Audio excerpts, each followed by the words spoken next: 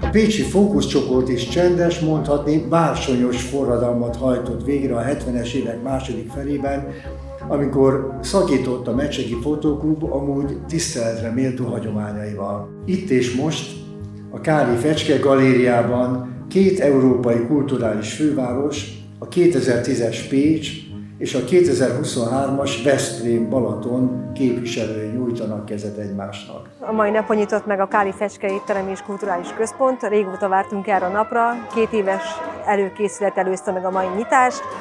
A mai napon egy fókuszpont kiállítás indította a programsorozatot, és utána egy dress koncerttel folytattuk.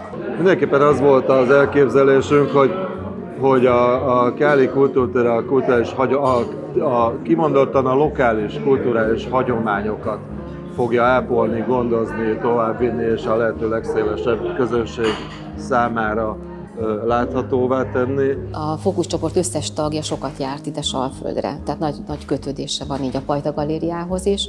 Török Lászlóval is nagyon jóban voltak, és azt gondoltam, hogy Török László kiállítása előtt lenne egy ilyen bevezető anyag, ami áthajlik majd abba a kiállításba.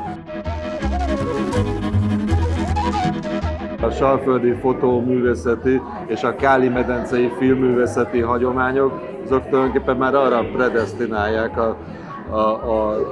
az itteni galériát, illetve a kulturális közeget, hogy mindenképpen ezt a jól bevált és jól kialakult méltán híres hagyományokat fogja továbbvinni. Igazából egész nyáron színes programokkal várjuk a kedves vendégeinket, amiben nem csak mozi, színi előadás és koncert, hanem egyéb más kulturális program is tartozni fog.